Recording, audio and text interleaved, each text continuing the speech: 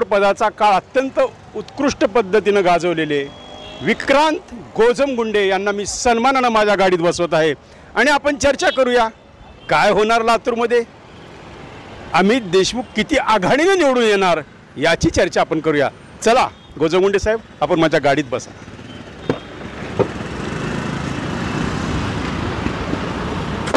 तर मग चला मित्रांनो तर आता जाणून घेऊया विक्रांत गोजमगुंडे यांचा जीवनपट, म्हणजे बालपणातले विक्रांत ते आज महापौर विक्रांत गोजमगुंडे।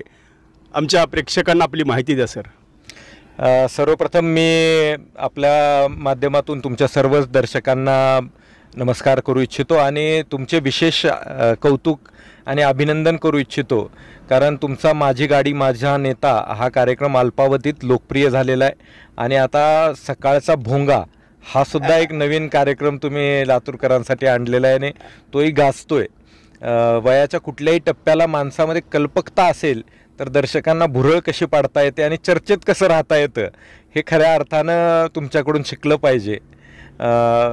मी तसं माझा परिवार हा शेतकरी कुटुंबातून आलेला आहे। माझे वडील लातूरचे नगराध्यक्ष राहिले, माझे काका हे मराठवाड्यातील सिने अभिनेते श्रीराम गोजमगुंडे पहिले सिने अभिनेते ते होते, त्यामुळे एक कौटुंबिक पार्श्वभूमी आहे आणि त्याचा फायदा निश्चितच राजकारणामध्ये येण्यामध्ये झाला। कला क्षेत्राचा वारसा आहे आपल्या परिवारात कला क्षेत्राचाही आहे, राजकीय क्षेत्राचाही आहे आणि 27व्या वर्षी मला अमितजी देशमुख साहेबांनी महापालिकेला तिकीट दिलं। मी निवडून गावभागातून आलो। खरं तर आपलं घर जुनं घर ज्या भागात आहे त्याच परिसरातून मला प्रतिनिधित्व करण्याची संधी मिळाली आणि मग प्रभाग समितीचा सभापती, स्थायी समितीचा सभापती, परिवहन समितीचा सभापती आणि लातूरचा महापौर होण्याचं भाग्य मला मिळालं आणि आज तो प्रवास सुरू आहे।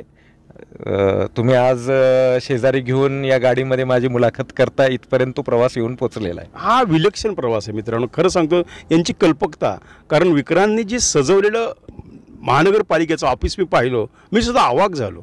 म्हणजे कल्पकता, कलाक्षेत्र या सर्वांशी जुळलेला हा माणूस आहे आणि सगळ्यात महत्त्वाचं म्हणजे अमित देशमुखांचा खास माणूस।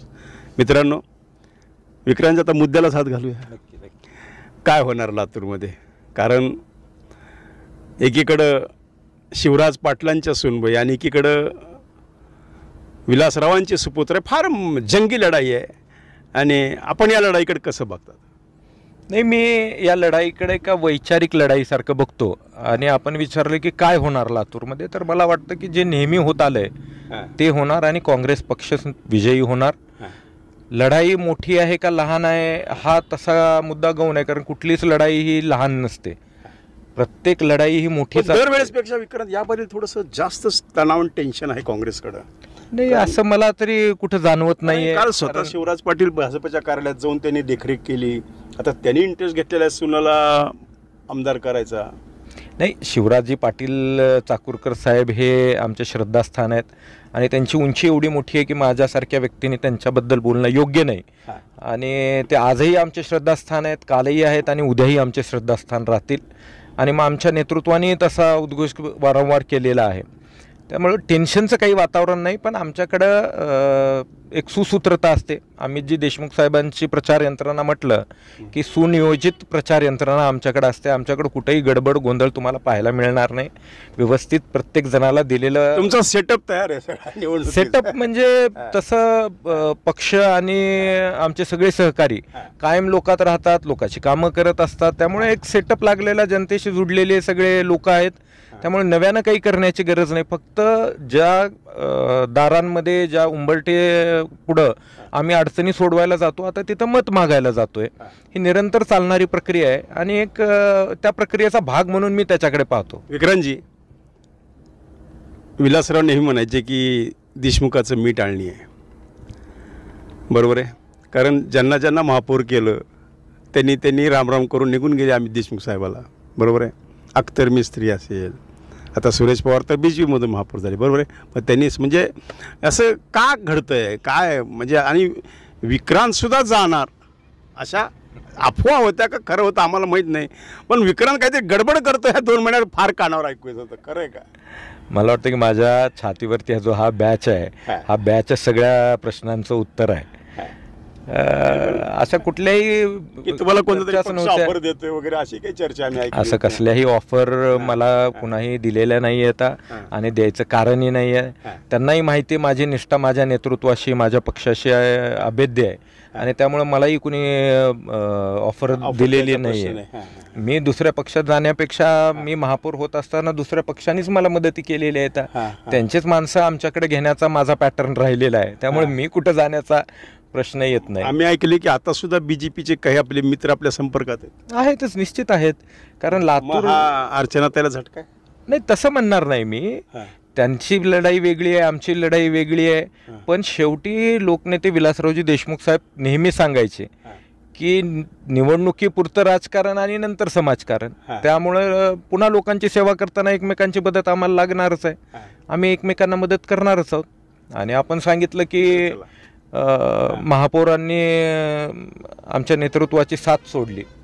आता त्यामध्ये त्यांची काही व्यक्तिगत कारणं असू शकतात, व्यक्तिगत स्वार्थ सुद्धा असू शकतो. पण मी त्याच्याकडे फारसं नकारात्मकतेनं बघत नाही. कदाचित उद्या चालून ते परत आमच्यासोबत येऊ शकतील. त्यामुळं त्या गोष्टींकडे मी नकारात्मकतेनं पाहत नाही. आणि आपण म्हणालात की सगळ्यांनी साथ सोडली, सगळ्यांनी सोडलेली नाही आहे. आज स्मिताताई खानापुरे ज्या प्रथम महापौर होत्या त्या पक्षातच आहेत. आज दीपकजी सूळ साहेब जे महापौर होते, माझ्यासोबत विरोधी पक्षनेते म्हणून काम केलं, तेही आज पक्षामध्येच आहेत. मी पक्षामध्ये कार्यरत आहेत. त्यामुळं प्रत्येकजण साथ सोडला असं नाही, काही व्यक्तिगत त्यांच्या अडचणी. ठीक आहे विक्रांतजी, आपण महापौर असताना अशी ठळक कामं मला सांगा की जी अमित देशमुखांच्या संकल्पनेतून घडली आणि हे काम विक्रांतनं केलंय असं कामं सांगा आम्हाला. अशी किती कामं सांगायचे ते आधी मला जेवढी शक्य तेवढं 5 मिनिटात सांगा. सगळ्यात महत्वाचं म्हणजे भरपूर कामं केली, आपण भरपूर कामं केलेली आहेत. 2.5 वर्षामध्ये 262 कोटी रुपयाचा निधी लातूर महापालिकेला उपलब्ध झाला. हे आजपर्यंत सगळ्यात मोठं रेकॉर्ड आहे. कुठे 262 कोटी सगळे खर्च केलेले आहेत, त्याची कामं पूर्ण झालेली आहेत आणि आम्ही त्याचे पत्रकं दारोदारी वाटलेले आहेत. आणि आज नाही, 2 वर्षापासून 2 वर्षापूर्वी आम्ही ते माझा कार्यकाळ झाला त्यावेळेस मी जाहीर केलेला आहे. त्याचबरोबर आम्ही 262 कोटी फक्त महापालिकेचे, फक्त महापालिके 2.5 वर्षाच्या काळात. म्हणजे पुन्हा केंद्राचा राज्याचा निधी वेगळा, तो वेगळाच आहे सगळा. त्याच्यानंतर त्याच्या पूर्वीच्या 2.5 वर्षात आलेला निधी वेगळा आहे आणि त्याच्यानंतर माझा कार्यकाळ संपला. त्याच्यानंतर प्रशासक राज आता 2.5 वर्ष आहे, त्या काळातला निधी वेगळाच आहे. पण अमितजी देशमुख साहेबांच्या संकल्पनेतून आणि प्रयत्नातून लातूर शहर महापालिका ही देशातील एकमेव महापालिका आहे जे आमच्या महिलांना मोफत सिटी बस सेवा देते. कोणती महानगरपालिका देत नाही? देशात एकही महापालिका नाहीये. फक्त दिल्ली राज्य सरकारकडनं ती योजना चालू आहे, तेही स्टेट गव्हर्नमेंट. कोणाची संकल्पना? ही अमितजी देशमुख साहेबांची संकल्पना आहे. त्यानंतर मराठवाड्यातलं लातूर पहिलं शहर आहे जिथं पाईपलाईनद्वारे गॅस, घरगुती गॅस मिळतो. त्यानंतर आपण बघितलं असेल की आमची सत्ता महापालिकेमध्ये आल्याच्या नंतर गरुड चौक ते PVR चौक हा जो मुख्य आपली हृदयवाहिनी असणारा रस्ता आहे, ह्या रस्त्याचं पूर्ण आम्ही नूतनीकरण केलं. आजही तो रस्ता खणखणीत आहे. म्हणजे पूर्व भागाचं चित्र बदलण्याचं काम केलं, तिथं डिवायडर टाकण्याचं काम केलं. छत्रपती शाहू महाराजांचा पुतळा आम्ही त्या ठिकाणी उभा केला. मी महापौर झाल्यानंतर अमितजी देशमुख साहेबांनी मला शादीखान्याचं प्रारंभ करायला सांगितलेला होता. आम्ही त्यांना विनंती केली की आपण येऊन नारळ फोडा. ते म्हणाले की मी नारळ फोडणार नाही, काम झाल्यानंतर मी येईन. ते कामाला प्रारंभही केला. मध्यंतरी कोविड आला आणि कोविडच्या परिस्थितीवर मात करून सुद्धा तो शादीखाना आज निर्माण झाला. देशातील सर्वोत्तम वास्तूपैकी एक ती वास्तू आहे. आणि आपण सगळ्यात मोठं जर मला समाधान वैयक्तिक कुठल्या एखाद्या कामाचं असेल तर ते कोरोना काळात केलेल्या कामाचं. म्हणजे माझ्या नाही, विरोधक तर टीका करतात की अमित देशमुख साहेब कोरोनात परदेशला होते, इस्तंबूलला होते म्हणतात. काय फरक आहे? आता विरोधकांना केवळ तोंडाच्या वाफा उडवायच्या असतील का टीका व्यक्तीवर व्यक्तिद्वेष आहे? व्यक्तिद्वेषच म्हणावा लागेल. कारण एखादा व्यक्ती राज्याचा वैद्यकीय शिक्षण मंत्री आहे आणि कोविडचा काळ आहे, अशा परिस्थितीत तो परदेशला कसा जाऊ शकतो? आणि परदेशाचं त्यांचं जर कनेक्शन आपल्याला सांगायचं असेल तर फक्त एक आहे की रेमडेसिवीर आपल्याकडे उपलब्ध होत नव्हते. त्यावेळेस त्यांनी प्रयत्न केला, केंद्र सरकारशी त्यांनी संपर्क केला आणि अगदी बांगलादेशवरनं रेमडेसिवीर आपण मागवलेले होते. त्याच्यात त्याचं योगदान आहे. हा. मी ज्या पद्धतीनं सांगितलं, कोविडचा एकही कोरोना दिवस, काळात तुम्ही महापौर होता ना? अगदी कोरोना काळात मी महापौर म्हणून मला अवघी 2-3 महिने झालेले होते. अरे आणि कोविड झालं, लॉकडाऊन झालं, मोठं संकट होतं. प्रचंड मोठं संकट इकडं होतं. प्रेतांचा खच होता, इकडं अगदी भीतीचं वातावरण. तुटवडा होता. एखाद्याला कोविड झाला तर तो जगतो का नाही, आणि हो, लोक त्याच्यापासून लांब राहायचे. मला आठवतं, हो. पहिला कंटेनमेंट झोन केला आमच्या लेबर कॉलनीत. हा 1.5 किलोमीटरचं आम्ही कंटेनमेंट झोन करून सिलिंग केलेली होती, कारण शासनाचे नियम होते. शासनाचे नियम. कोणी जवळ जायला तयार नव्हतं. होय. आमच्या नेत्यांनी आम्हाला सांगितलं की आपण तिथं तातडीनं मदत पोचवा. हा, लातूर शहर हे एकमेव शहर आहे साहेब, हा, ज्या ठिकाणच्या स्वच्छता कर्मचाऱ्यांनी सुद्धा एक दिवस सुट्टी घेतली नाही. हा. कंटेनमेंट झोन झाला तर त्यामध्ये भाजीपाला, दूध, धान्य हे सगळे आमचे कर्मचारी नेऊन मध्ये द्यायचे. म्हणजे लोकांना कंटेनमेंट झोन असताना, लॉकडाऊन असताना घरपोच सेवा दिली. वृद्धांना आम्ही औषधंसुद्धा त्यांच्या घरपोच नेऊन दिलेली आहेत. एवढंच नाही तर मी एकही दिवस कोविडच्या काळामध्ये सुट्टी घेतलेली नाही. 24 तास मी रस्त्यावरती होतो, जनतेमध्ये होतो. आणि हे सगळं कुणाच्या बळावर? हे सगळं आमच्या नेत्यांच्या पाठबळावरच आम्ही करू शकलो. कोविडच्या काळामध्ये मी आपल्याला सांगत होतो की प्रत्येक कुठल्याही रुग्णाला जर आपण विचारलं, सर्वोत्तम जेवणामध्ये ड्रायफ्रूट, फळं असा आहार आम्ही महानगरपालिकेने केलेला आहे. सगळं शासन व्यवस्था म्हणून आम्हाला DPDC मधनं फंड मिळायचा आणि आम्ही तो खर्च केला. आम्ही वसतिगृह नक्कीच, ते पालकमंत्री होते त्यावेळी, आणि जी श्रीकांत साहेब हे त्यावेळी जिल्हाधिकारी होते. या सगळ्यांनी त्यावेळेस आम्ही एकजुटीनं काम केलं. शेवटी नेत्यांचं काम असतं की आपल्या टीमला एकसंध बांधणं आणि लोकांच्या उपयोगाची कामं करणं. कोविडमध्ये लातूरमधल्या सारख्या सेवा महाराष्ट्रात कुठेही झाल्या नाहीत. म्हणजे विरोधक जो आरोप करतात की बाबा हे चुकीचा आहे, विरोधक त्यावेळेस घरात होते, त्यांनी कोविड पाहिलाच नाही, अनुभवलाच नाही. जे विरोधकांना कोविडची बाधा झाली त्यांची सेवा सुद्धा आम्हीच केली आहे. मी तुम्हाला अख्खी यादी देऊ शकतो, कोणत्या कोणत्या विरोधी पक्षात आज जे फिरतायत त्यांना कोविडची बाधा झाल्यावर आम्हाला फोन केला आणि आम्ही त्यांच्यापर्यंत अगदी लातूरात एकही रुग्ण ऑक्सिजन विना दगावलेला नाही. हे लातूर एकमेव शहर आहे. लातूर एकमेव शहर आहे. वैद्यकीय शिक्षण मंत्री असताना हो, अगदी. आणि विलासरावजी देशमुख सुपर स्पेशालिटी हॉस्पिटल, अहो त्या ज्यांच्या वडिलाच्या नावाने हॉस्पिटल आहे त्याचं उद्घाटन करण्याचाही मोह एखाद्याला झाला असता, पण त्यांनी सांगितलं उद्घाटन मला करायचं नाहीये, पेशंट ऍडमिट करा. रात्रीतून आम्ही ते पेशंट तिथं ऍडमिट करायला सुरू केले. मला सांगावंसं वाटेल की त्या काळात कोणी बाहेर पडायला तयार नव्हतं. मी स्वतः PPE किट घालून रुग्णालयात जायचो, त्या ठिकाणी भेटायचो. माझ्या स्वतःच्या परिवाराची चिंता मी केली नाही. तुमच्या परिवारात कोणाला झालं होतं? माझं दुर्दैव म्हणा किंवा माझं सुदैव म्हणा की मार्चमध्ये लॉकडाऊन झाला आणि 17 मेला माझ्या मुलाचा जन्म झाला. आणि माझ्या घरामध्ये माझी मिसेस प्रेग्नंट होत्या, त्यानंतर माझं बाळ होतं. त्याची सुद्धा चिंता न करता मी हे सगळं कोरोनात आणि मी दररोज 24 तास बाहेर राहायचो. घरी फक्त जेवायला आणि अंघोळीपुरतं जायचो. आणि घरातही सगळ्यांना बाधा झाली. मला मात्र पहिल्या फेज संपल्यानंतर बाधा झाली. ईश्वरानं कदाचित ते काम सोपवलं असेल, पण आम्ही लोकांची सेवा करायचं भाग्य तुमच्या नशिबात. आता विक्रांत, आता आपण आणि त्याच्यामध्ये आमचे नेते अमितजी देशमुख साहेबांनी जे पाठबळ दिलं, त्यांनी येऊन वारंवार ज्या बैठका घेतल्या, ज्या सूचना केल्या, जो निधी उपलब्ध करून दिला, त्या आता मला वाटतं लातूरकरांचा नव्हे तर संपूर्ण दर्शकांचा हा जो मनामध्ये एक विषय होता किंवा कोरोनामध्ये अमित देशमुख कुठं होते त्याचा विषय आता उत्तर मिळालेलं आहे विक्रांत. आता सर्वांना मला वाटतं की उत्तर खरं तर देण्याची गरज सामान्य जनतेला नव्हती, पण ज्यांनी प्रश्न निर्माण केला त्यांना गरज होती. बरोबर आहे. बरं, जातीय समीकरण जे घातल्या चाललेले आहे की पुन्हा मामूली प्रयोग होणार, काय वाटतं आपल्याला? नाही, मला वाटत नाही की ही जातीय लढाई आहे. ही विचाराची लढाई आहे, विचारधारेची लढाई आहे. आणि जातीयतेबद्दल बोलत असाल तर मी स्वतः OBC प्रवर्गातून येतो.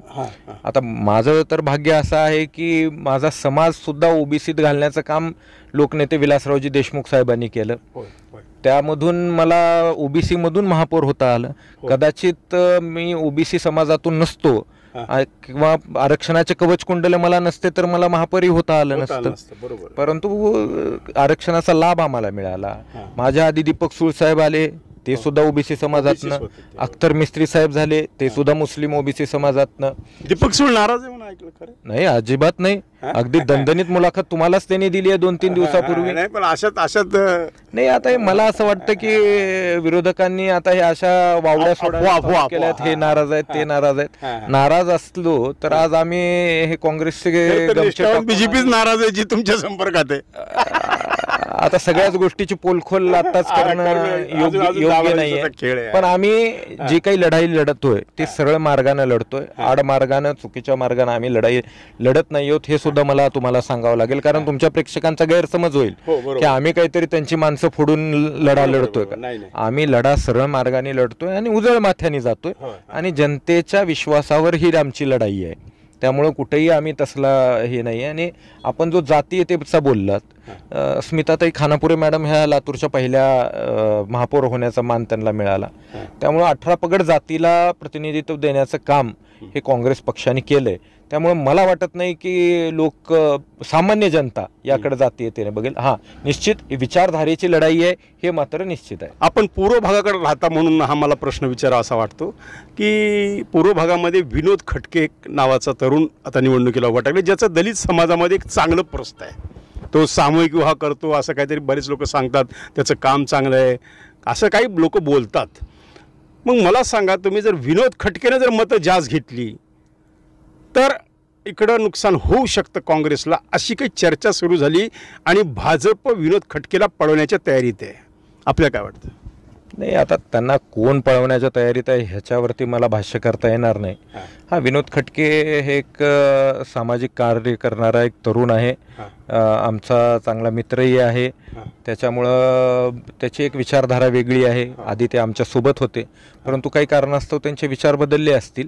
आता ते निवडणूक लढवत आहेत, पण त्यांना किती मतं पडतील आणि त्याच्यावरती काय गणितं होतील हे मांडत असताना विरोधकांनी हे पण विचार केला पाहिजे की गेल्या वेळेस शेवटच्या टप्प्यात अमित देशमुखाची दोस्ती उफाळून येऊ शकते. नाही, मी असं काही त्यांच्यावरती कुठलेही आरोप करणार नाही किंवा अतिशोक्तीचा दावाही करणार नाही.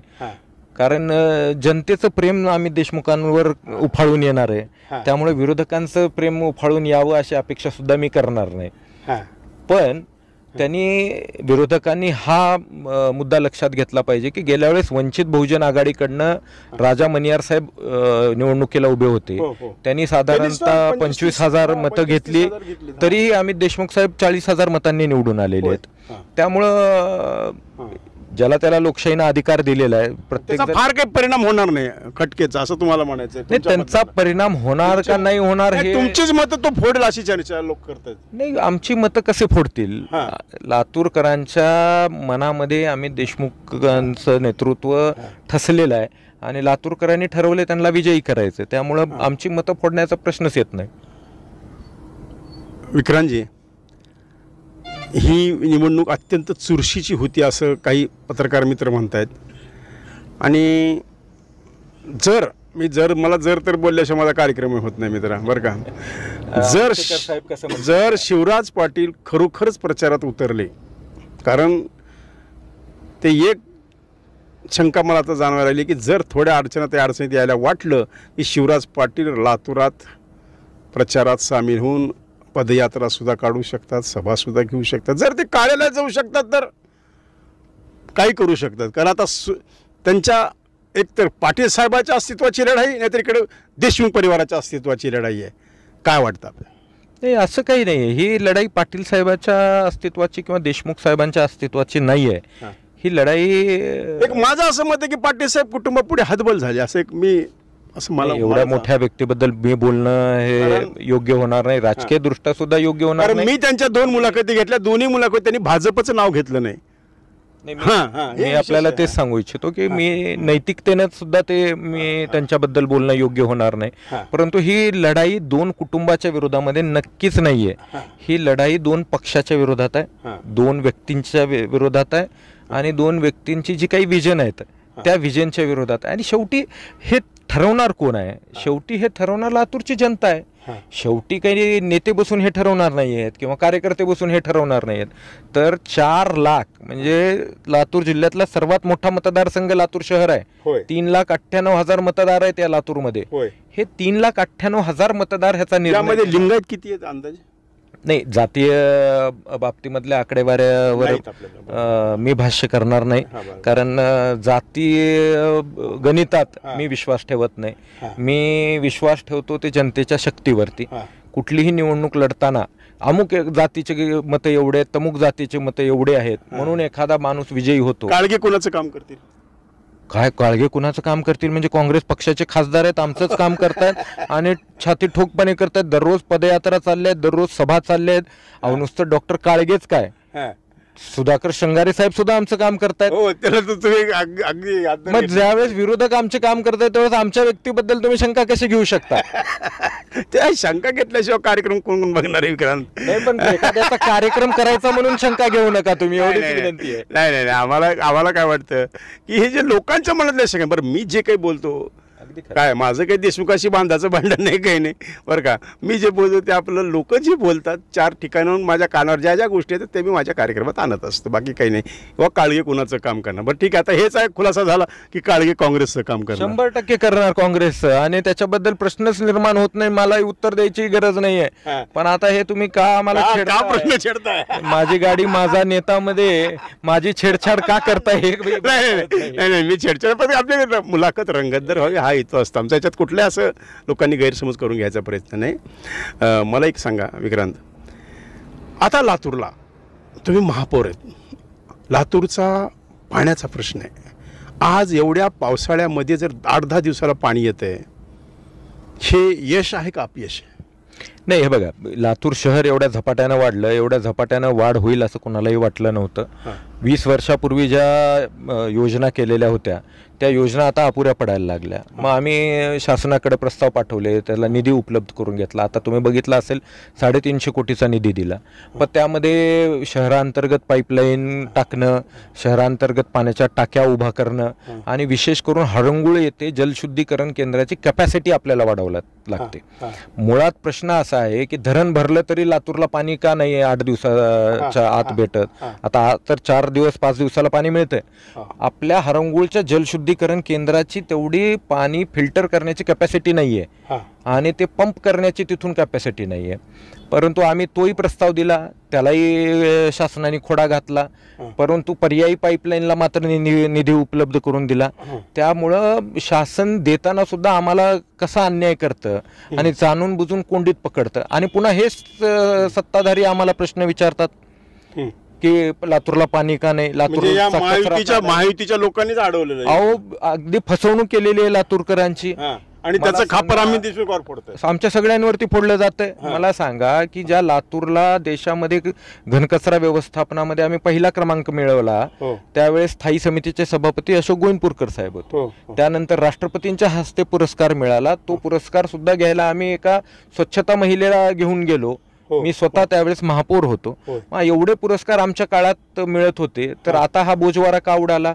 2.5 वर्ष झालं यांनी आणून बसवलेले आयुक्त आहेत, पालकमंत्री यांचे आहेत, मंत्री यांचे आहेत, शासन यांचं. पालकमंत्री हो शोधान 100 रुपये मिळवा हे बोर्ड आता लोक लावणार. 100 कशाला? मी तर 10 लाख रुपये द्यायला तयार आहे. माझ्या खिशात नाही आहेत पण मित्राकडनं घेऊन द्यायला मी तयार आहे. पालकमंत्री फक्त टक्केवारी घ्यायचे आणि डीपीडीसीच्या कामाचं वाटप करायचं, ह्याच्या पलीकडे कामच त्यांनी केलेलं नाहीये. फक्त 50 आरोप आहे. कार्यक्रम अगदी किती खोके, 50 खोक्याच्याही पलीकडे आकडे गेलेले आहेत. अरे बापरे. 50 खोक्याला सुद्धा आता लाज वाटेल अशी परिस्थिती या ठिकाणी नेली आहे. एवढी टक्केवारी वाढलेली मंत्र्यांची. मंत्र्यांनी काय धुमाकूळ घातलेला आहे. इथल्या कुठल्याही कार्यालयात जा तुम्ही, सगळीकडे तीच परिस्थिती. अधिकारी सुद्धा बेबंद वागतात. मनपा हे ओरबडण्याचं ठिकाण झालेलं आहे. मनपाची मालकी सगळ्याला करायचे, पण मनपाची जबाबदारी घ्यायला कोणी तयार नाहीये या ठिकाणी.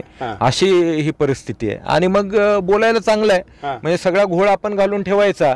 त्या कचऱ्यामध्ये कोणाचे लागे बांधे हे तमाम लातूरकरांना माहिती आहे. ते विरोधक तर म्हणतात आम्ही देशमुखचं हित आहे म्हणे, कुणाला तरी जवळच्या माणसाला द्यायचं. कसं हित राहू शकतं त्यांचं हित असतं तर एवढा बोजवारा उडाला असता का? ह्याच्यामध्ये कुणाचे वेस्टेड इंटरेस्ट आहेत हे लातूरकरांना माहिती आहे. आता आलेल्या कंत्राटदार कुठून आलाय ते सुद्धा माहिती आहे. 2.5 वर्ष त्याला कंत्राट का मिळू नये. तुम्हाला आश्चर्य वाटेल की मी महापौर असताना शेवटच्या सर्वसाधारण सभेमध्ये मागच्या संस्थेचं टेंडर आम्ही रद्द करण्याचा एकमुखी ठराव केला, परंतु 2.5 वर्ष त्याच्यावरती कारवाई झाली नाही. मग त्याला कोण रोखून धरलेलं होतं? कोण पैशाचे त्याच्यामध्ये व्यवहार केले? कचऱ्यामध्ये पैसे खाण्याचं काम ज्यांनी केलं, आता ते आम्हाला प्रश्न विचारतायत. म्हणजे शौचूहे खाके अशा पद्धतीचं काम आहे हे सगळं. विक्रांतजी चांगलं झालं नाही बरोबर, तर बॅनर लावणार आमच्यामुळे झालं, आम्ही हे केलं, आणि वाईट झालं की त्याचं खापण आमच्यावर. विक्रांतजी, आरोप असा केला जातोय की लातूरमध्ये जे काही सुखसोयी आहेत सध्या, म्हणजे लातूरमध्ये एक प्रकारे ज्या पद्धतीनं असं फ्री हँड द्यायला पाहिजे अधिकाऱ्यांना वगैरे मिळत नाही, अशी काही तक्रारी सध्या. हो, प्रत्येकाला वरून फोन येतो. आता एखाद्या सामान्य माणसाचं काम घेऊन गेलं, त्याच्या विरोधात पैसेवाला माणूस असला तर साधा त्याला बांधकाम परवाना मिळू दिला जात नाही. एखाद्याला काही उद्योग चालू करायचा, एखाद्याला काही व्यवसाय चालू करायचा. काही नागरिकांचे फोन आले, तुम्ही महापौर होतात म्हणून तुम्हाला हा प्रश्न मला छेडा वाटतो की आज कित्येक फायली अशा पिंडी की ज्यांना परवानगीच मिळत नाही बांधकामाला. तेच तर कारण आहे. काय याच्यात हित काय? साराचं कुरण झालेलं आहे. तिथं भोग चढवल्याशिवाय कसलाही तिथून कागद द्यावाच लागतो, द्यावाच लागतो. आणि हे केवळ आयुक्तापुरतं नाहीये. मी आयुक्तांना दोष देणार नाहीये. त्यांच्या माध्यमातून वर बसलेले लोक हे सगळं करतायत. त्यांना बसवणारी मंडळी ही वरची आहे. अगदी मंत्रालयातून प्रत्येक टेंडर असेल, प्रत्येक काम असेल, प्रत्येक गोष्टीबद्दल फोन येतात. एखाद्याचा बांधकाम परवाना अडवला जातो, एखादा बिल्डर गेला तिथं, त्याला 4 मजल्याची इमारत करायची असेल तर ती सुद्धा सहज करता येत नाही. एवढं जाऊ द्या, सामान्य माणसाला 1 मजली 2 मजली घर बांधायचं असेल त्याच्यात सुद्धा पैसे मागितले. तुम्ही महापौर असताना याच्यावर आळा घातला होता? अगदी 100% त्याच्यावरती आळा होता. त्याच्यावरती आम्ही ऑनलाईन सिस्टीम चालू केली. तीच ऑनलाईन सिस्टीम आज यांनी बंद पाडण्याचं काम केलेलं आहे. शेवटच्या टप्प्यामध्ये काही चुकीचे गैरप्रकार आमच्याही काळामध्ये व्हायला लागले. त्याच्याबद्दल आम्ही सर्वसाधारण सभेमध्ये त्या अधिकाऱ्यांना खडसावून जमिनीवर आणलेलं होतं आणि असले सगळे प्रकार आपण बंद केलेले होते. काही लोकांनी त्याही काळात प्रयत्न केला, पण आम्ही तो प्रयत्न चालू दिला नाही.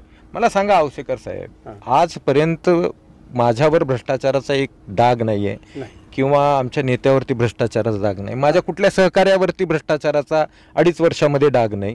एक तरी आरोप विरोधक करू शकतात का आम्ही 1 रुपया कुठं खाल्ला म्हणून?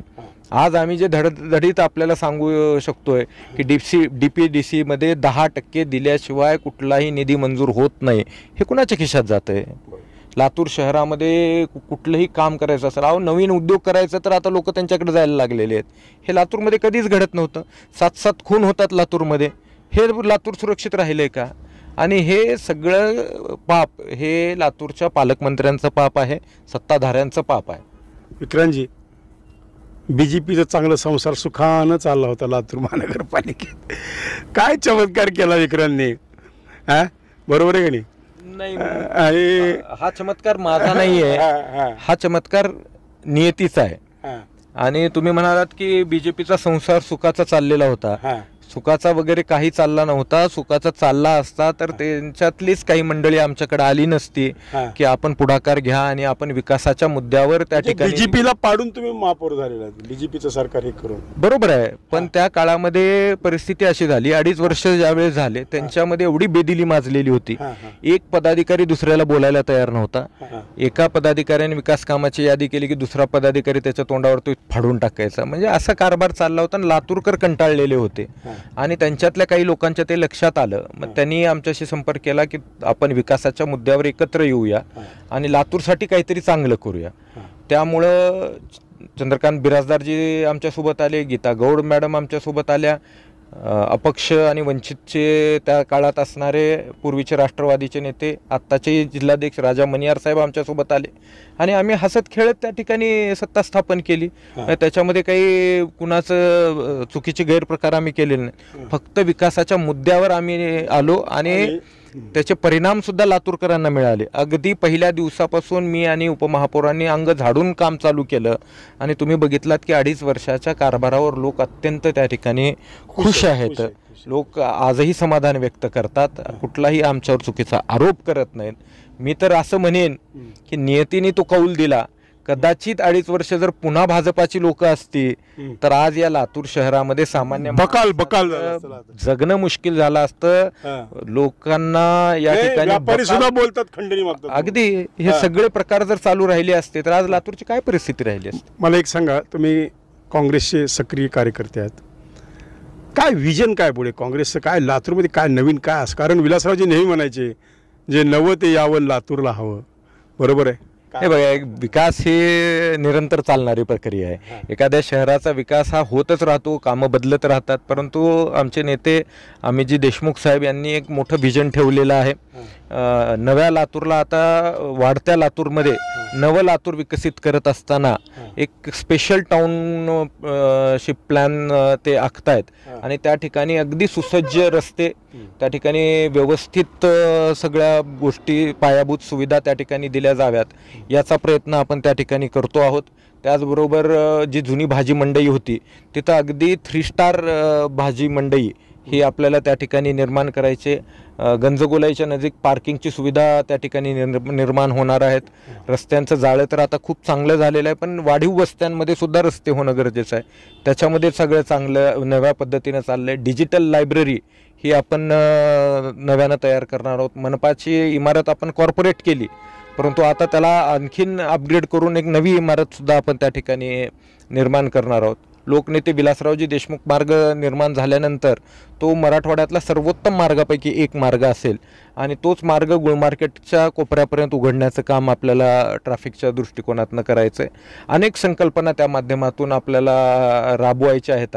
लातूरकरांना आजपर्यंत तुम्ही म्हटल्यासारखं जे जे नवं ते लातूरकरांना हवं, त्यामुळं मोफत सिटी बस लातूरकरांना दिली, गॅसद्वारे पाईपलाईनद्वारे घरगुती गॅस लातूरकरांना दिला, उत्तम दर्जेचे रस्ते, आज मुख्य रस्ते जर तुम्ही बघितले उत्तम दर्जाचे आहेत. गल्लीबोळातले रस्ते थोडेसे खराब झालेले असू शकतात, मलनिस्सारण योजना दिला, पाणीपुरवठा योजना दिली आणि आणखीन त्याला जे जे लागणार आहे ते सगळं या लातूरमध्ये उपलब्ध होणार आहे. आणि दुसरं, लातूरकरांसाठी, तरुणांसाठी इन्क्युबेशन सेंटर हे लातूरमध्येच निर्माण व्हावं यासाठी प्रयत्न चाललेला आहे. आणि लातूरला विभागीय आयुक्तालय हे होणार 100% होणार याची मला खात्री आहे. त्याचबरोबर विद्यापीठ सुद्धा निर्माण होणार. आता अमित देशमुख मंत्री झाले की लातूरला ते होणार. आमचं सगळ्यांचं तर स्वप्न आहे, सामान्य लातूरकरांचं स्वप्न आहे की ते मुख्यमंत्री व्हावेत. नाही, हे जर आतापासून म्हणलं तर एक नाही दिवस लवकर होणार. कारण आम्ही विलासरावला 20 वर्षापासून म्हणत होतो, साहेब तुम्ही मुख्यमंत्री. शेवटी विलासराव कंटाळून म्हणले,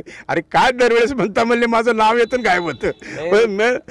पण मला वाटतं आता जमाना फास्ट झालेला आहे. तुम्ही बघत असाल अपग्रेड होतो, फास्ट होतो. अमित साहेबांना वेळ लागणार नाही. ते आपल्या सगळ्यांच्या मनातलं स्वप्न लवकरात लवकर पूर्ण होईल आणि लातूर नेक्स्ट लेवलचं लातूर. किती लीड मिळालं सध्या निवडणुकीत? अमित भाई किती निवडून शकतो? आम्ही जे टार्गेट ठेवलेलं आहे ते 1 लाख मताधिक्याचं टार्गेट ठेवलेलं आहे. 1 लाख मत. आणि त्याच्या पद्धतीनं आम्ही सगळी व्यूहरचना करत आहोत. बूथचे कार्यकर्ते, बूथचे प्रमुख आमचे त्या पद्धतीनं आज झटतायत आणि निश्चितपणानं एक समाधानकारक आणि शोभनीय मताधिक्य त्यांना मिळेल. 1 लाखाचं मत विरोधकाचं डिपॉझिटच जायला पाहिजे. नाही, मी असं म्हणणार नाही विरोधकांचं डिपॉझिट जाईल का नाही. आम्ही आमचं मताधिक्याबद्दल आम्ही प्लॅनिंग करतो आहे आणि त्याच्यामध्ये पूर्ण प्रयत्न झोकून देतोय. आम्ही विरोधकांना किती मिळतील ह्याच्याबद्दल मी काही भाष्य करणार नाही. मित्रांनो, असे हे आमचे विक्रांतजी गोजगुंडे महापौर. आणि खरंच मला आनंद ह्याचा वाटतो की महापौर म्हणून जे ठसा पाहिजे लातूरवर, असा देखणा महापौर, असा हुशार महापौर. आणि म्हणजे कसं असतं, कुठला विकास करताना सुद्धा थोडी सौंदर्य दृष्टी पाहिजे. त्यावेळेस तुम्ही विक्रांतचं ऑफिस मी बघायला गेलो खास मुद्दामून. इतकं छान वाटलं असं वाटलं की मी कुठेतरी 5 स्टार हॉटेलमध्ये आलोय.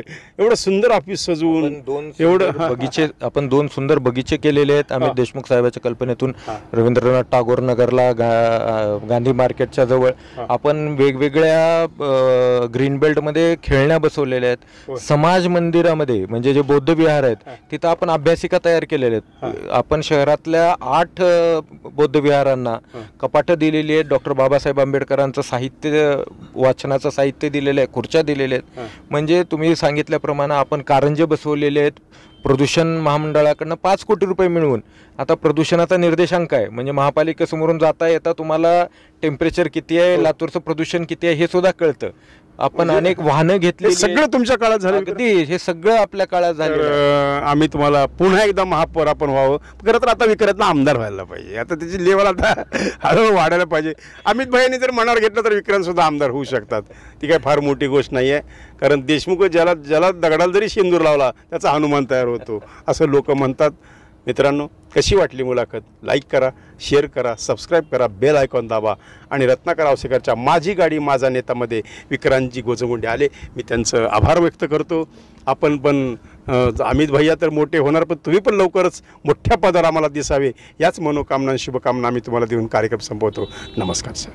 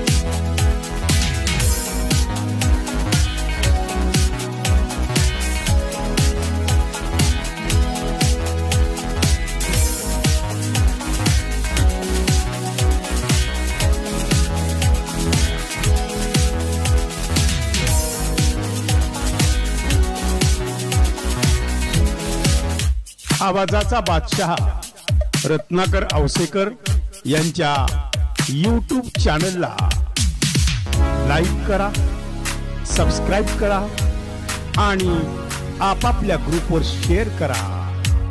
चला, आपल्या मोबाईलवर सर्वप्रथम आमचा कार्यक्रम मिळवण्यासाठी सहकार्य करा. Ratnakar Ausekar YouTube channel.